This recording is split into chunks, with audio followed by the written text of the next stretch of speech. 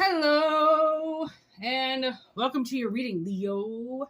Take what resonates and discard what doesn't. As you know, we're in Leo full moon. Okay, so we're going to pick up the energy of Leo in the full moon. The old snow moon. I'm going to roll the dice. Okay, 9th house, Gemini, and the moon. Well, what do you know? The moon showed up. 9th house is Sagittarius. Spirituality and travel.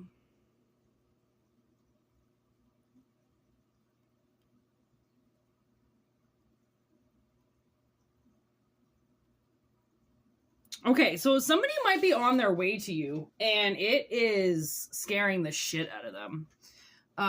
Okay, these ones. I don't know why. Give me this, lay this out for me. Why is somebody scared to see you? Someone's scared. Like they gotta get on a plane and see you, or someone's gonna meet you up with you spiritually or something. I don't know. Someone's coming to you and they're scared. Unlikely.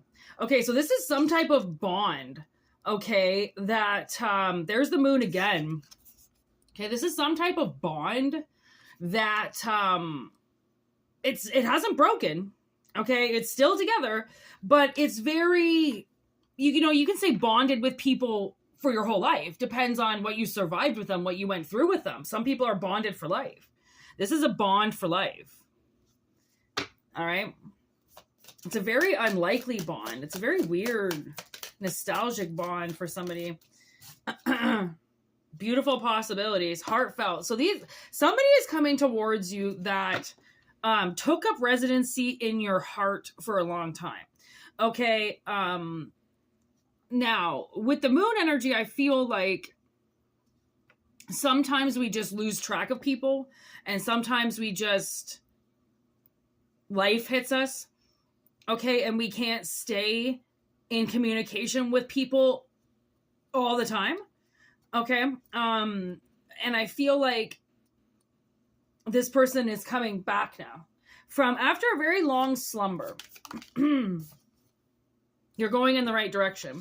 Okay, so somebody is just about to be on their way to you.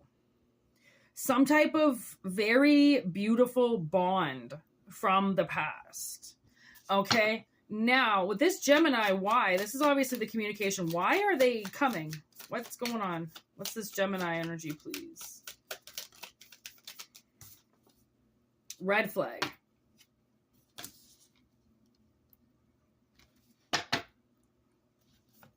Okay, give me something with red flag. They could be coming in to tell the truth about something. That Ace of Swords energy. That's what I'm getting from that. No need to worry with no. Okay, so this person is coming in with something to say. Okay, obviously Gemini energy. And there's no need to worry about red flags. Okay, I think the choice of card is the truth. Is the Ace of Swords in the middle. Okay.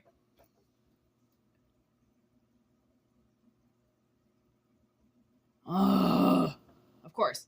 Okay, so something's going to get fixed. I just got a message that something is in disarray, but it's going to get fixed. Okay, and that's this person with his red flags. Okay, they're not saying the red flags because they bring red flags.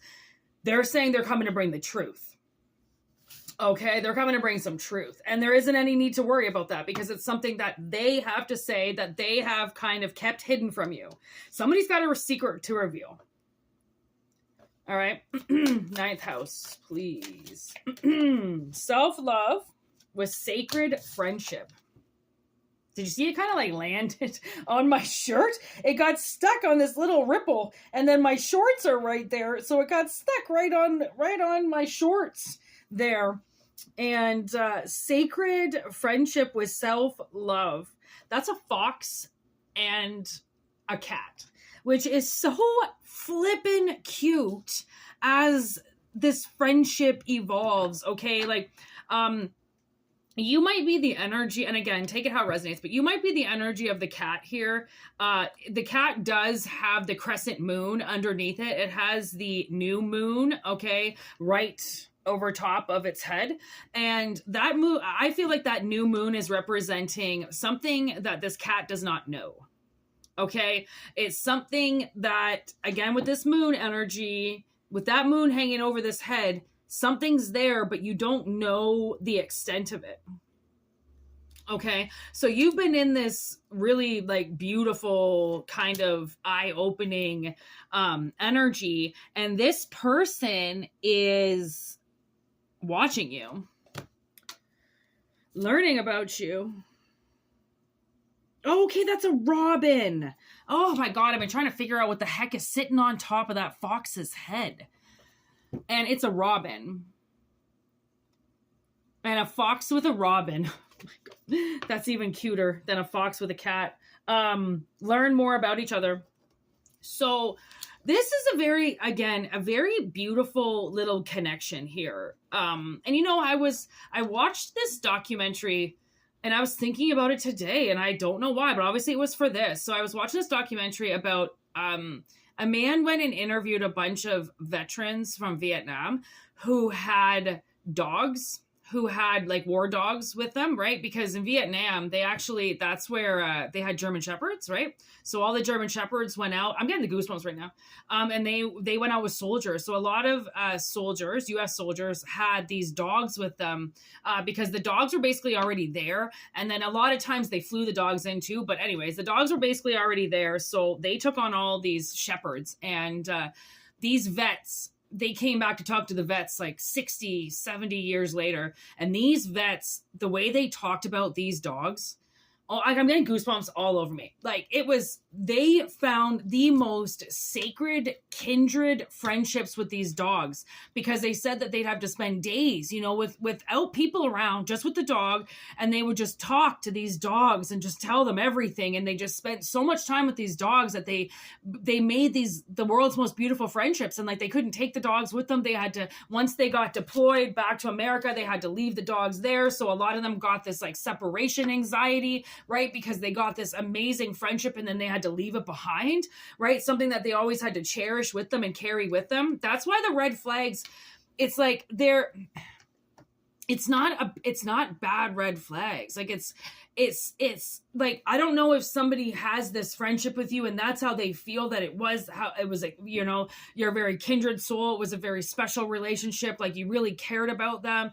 It's something that somebody has been thinking about. And I don't know if it's been, you know, 60 years they've been thinking about it, but they definitely have been thinking about you for a while. And I feel like it's some type of relationship that nobody's ever been like you, obviously, just like those men with those dogs. Like, I mean, they all had wives at home, a lot of them, you know, and kids at home and stuff. And their best friends were those dogs. And it's just mind blowing, you know, sometimes when, especially men, you know, because men, I feel like, have a really hard time expressing themselves.